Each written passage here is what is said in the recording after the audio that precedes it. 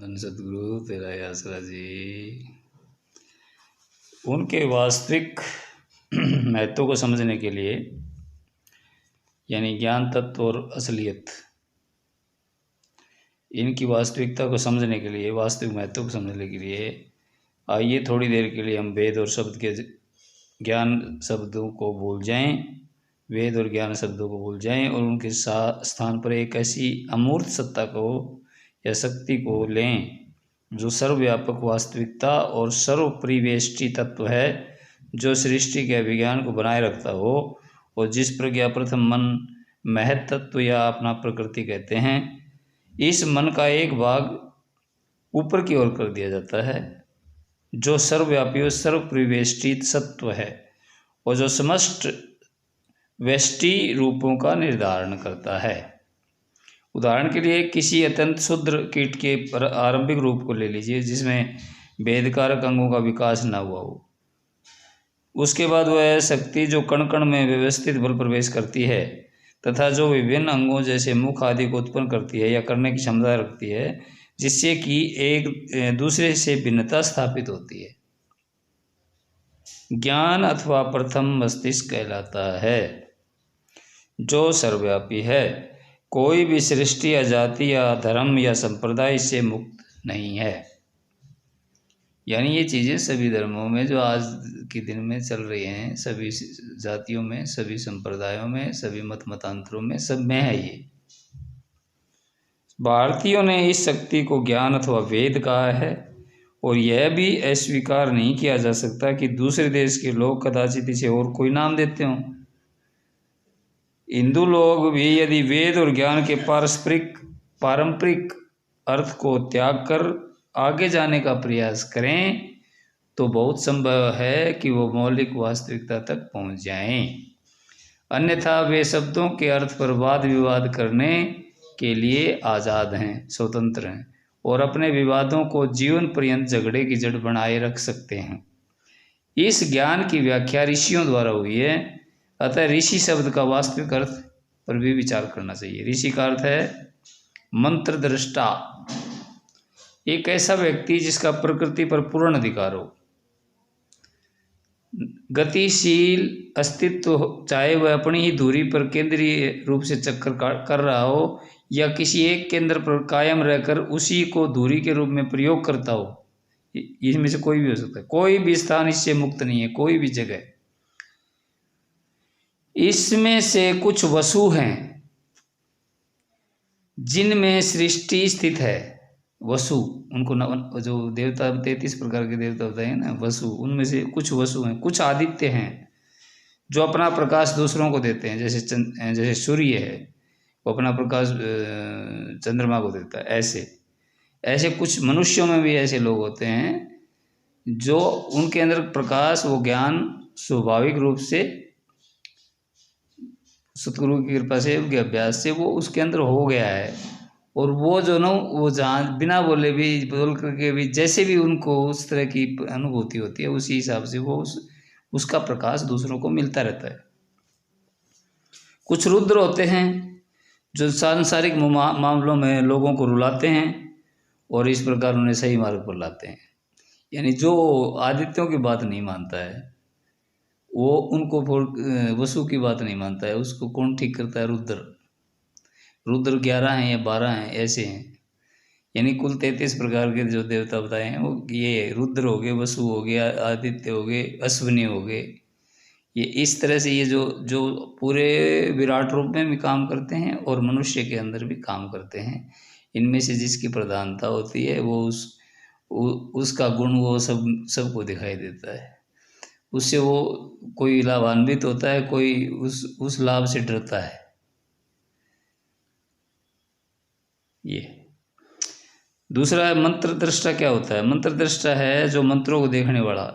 ये ऋषि का अर्थ बता दिया, उसमें से एक मंत्र दृष्टा होता है, उसका अर्थ है मंत्र को देखने वाला। मंत्र का अर्थ है प्रकृति का रहस्य, एक उपाय, एक योजना या कार्यक्रम या सलाह या मशवरा प्रकृति का, और जो भी इसे आत्मसात करने के लिए जागरूक है ऋषि है। ऐसे व्यक्ति अगणित हैं, किंतु 7 विशेष रूप से उल्लेखनीय, 7 ऋषि, सप्त ऋषि जिसके नाम से जिसको बोला जाता है वो। वैसे तो अनेक हैं, लेकिन वो 7 जो उल्लेखनीय हैं वो हमेशा सारी समस्त सृष्टि की जो शक्ति है, नियंत्रण उन्हीं के द्वारा होती है शुरू से ही। भारद्वाज नंबर 1, अगस्त्य 2, जमदग्नि 3, अत्रि 4, गौतम 5, विश्वामित्र 6, बृहस्पति 7। ये प्रकृति के 7 सिद्धांत हैं जो आकाश मंडल में वेद या ज्ञान के रूप में पाए जाते हैं। इनके अतिरिक्त वे सभी व्यक्ति हैं जो इन ऋषियों के विशेष गुणों से संबंधित हैं और उनके अधीन हैं। उनके अधीन रह के कोई व्यक्ति विशेष उनके लिए काम करता है। यंत्र दृष्टा, कुछ निश्चित नियमानुसार काम करने वाले यंत्र को, औजार को देखने वाला। जैसे ये टेक्निकल जो लाइन चलती है ना, चली वो इस तरह का यंत्र दृष्टा।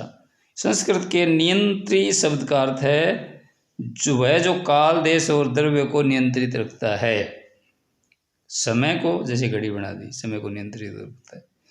उसमें हमें पता लग जाता है समय में 24 घंटों में दिन को 24 घंटों में डिवाइड किया, उसमें 1 घंटे को 60 मिनट में डिवाइड किया, 1 मिनट को 60 सेकंड में डिवाइड किया है। ऐसे 1 सेकंड को 3400 त्रुटि में डिवाइड किया हुआ है हमारे सनातन परंपरा के अनुसार।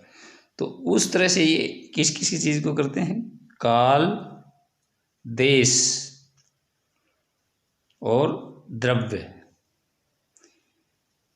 इन तीनों चीज़ों को नियंत्रित रखता है और उन्हें व्यवस्थित भी करता है। ऐसे ऋषि को आदित्य कहते हैं, जो उस देवता का नाम है जो सूर्य की भांति चमकता है।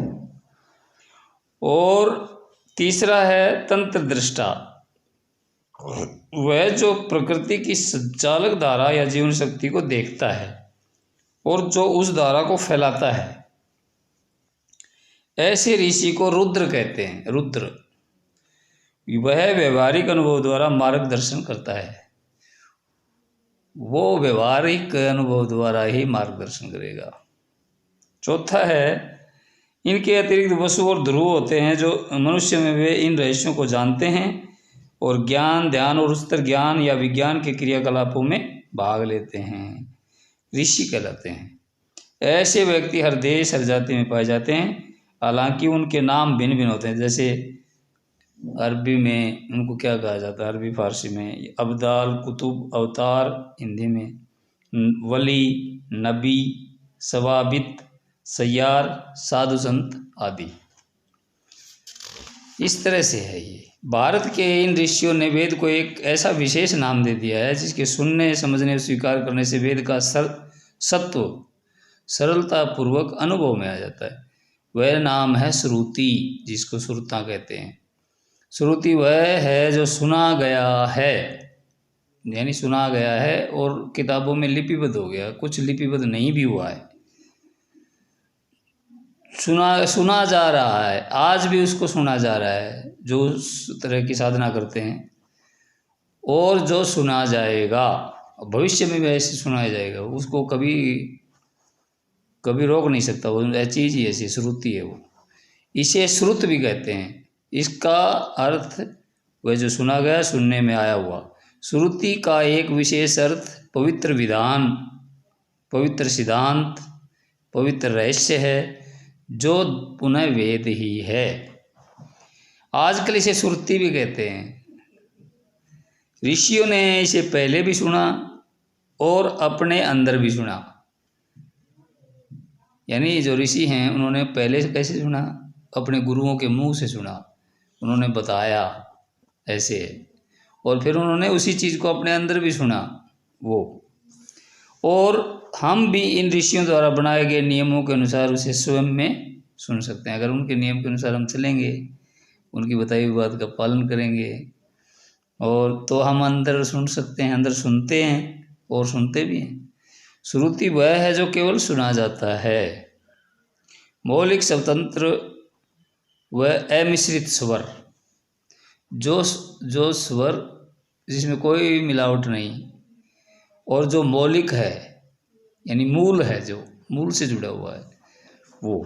श्रुति वह जो केवल सुना जाता है, मौलिक स्वतंत्र एवं अमिश्रित स्वर।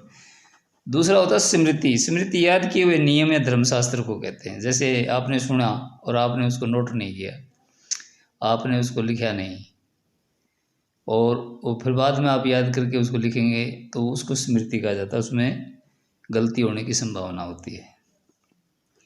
जो मिश्रित स्वर होता है ये। श्रुति एक स्वतंत्र मौलिक स्वर होने के नाते अन्य प्रमाण पर निर्भर होती है। ये है यहाँ समस्या, जो कि सिद्ध नहीं कर पाते कि परमात्मा कौन है, क्या है। श्रुति एक स्वतंत्र मौलिक स्वर होने के नाते अन्य प्रमाण पर निर्भर होती है। उसको प्रमाण चाहिए, वो उसको प्रमाण देने के लिए, वो जो भी प्रमाण उसको सिद्ध करने के लिए दिया जाएगा वो उसको सत्य साबित नहीं कर पाता, कभी आज तक नहीं कर पाया है। श्रुति केवल ध्वनि को कहते हैं, जिसे सुना तो जा सकता है किंतु जो शब्द अक्षर ओष्ठ अथवा उच्चारण के बंधन से मुक्त है। आप सुन सकते हैं अपने अंदर, लेकिन वो न तो उसमें आपकी जीभ हिलती, ना आपके होठ, न दांतों से जीभ टकराती है, न तालू में कहीं जाके लगती है। वो आवाज़ सीधे आपके अंदर बोलती है। उसको कहा जाता है श्रुति। स्मृति को एक सीमा तक उस ध्वनि और मौलिक आवाज़ की नकल कह सकते हैं जो जीव, ओष्ठ, दंत और उच्चारण आदि के बंधन में होता है। उसको लिखने से पहले, बोलने से पहले इन सभी चीज़ों को यूज़ करना पड़ेगा। होठ भी यूज़ होंगे, दांत भी, जीभ भी, तालू भी, यानी नाभि से लेकर के आपके मुंह से आवाज़ निकलने तक वो सारे संसाधनों का प्रयोग करती है वो स्मृति। श्रुति स्वतंत्र है, स्मृति प्रतंत्र है। श्रुति जो है वो हमेशा से ही स्वतंत्र है सभी की, लेकिन उसको सिद्ध नहीं कर सकते आप। और स्मृति है वो प्रतंत्र है। श्रुति का कोई भी व्यक्ति खंडन नहीं कर सकता, जबकि स्मृति का खंडन हो सकता है। क्योंकि अगर आप श्रुति आपके पास सतगुरु ने बताई अपनी श्रुति के हिसाब से, और उस श्रुति को आपके अंदर जागृत करने की कृपा आपके अंदर कर दी, तो आप उस श्रुति का बताने की जरूरत ही नहीं पड़ेगी, पता लग जाएगा ऐसे ही। जिन लोगों को इसका एहसास हुआ है, नहीं हुआ, जैसे भी। श्रुति अपना प्रमाण खुद है, अतः इसे किसी अन्य प्रमाण की आवश्यकता नहीं। स्मृति में स्वयं प्रमाण की न्यूनता होती है, खुद प्रमाण नहीं दे सकती, अतः इसे प्रमाण पत्र अर्थात दूसरे के हवाले की आवश्यकता होती है। श्रुति कभी परिवर्तित नहीं होती, स्मृति सदैव परिवर्तित होती रहती है। इसलिए मनुष्य स्मृति के ऊपर हमेशा से झगड़ा होता रहता है। श्रुति पे कभी झगड़ा नहीं होता। श्रुति पे आप नहीं पढ़ेंगे, आप किसी चीज़ को बिना पढ़े ही, किसी की सुनी सुनाई उसको अनुभव में लिए बिना, उसको किसी भी सच्ची बात को झुठलाने की कोशिश करेंगे तो झूठी नहीं हो जाएगी, वो किसी भी हालत में नहीं होगी, श्रुति है तो। लेकिन स्मृति को झुठलाया जा सकता है।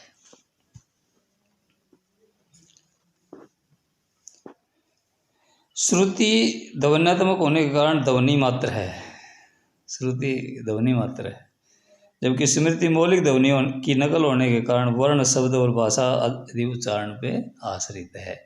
जैसे नाम देते समय गुरु महाराज नहीं कहते हैं कि भाई ये किताबों में नहीं मिलेगा ये नाम जो है आकाश मंडल से उतरता है, वहाँ से उतरता है जब नाम दिया जाता है। अभी महाराजियों को पता हो कैसे उतरता है।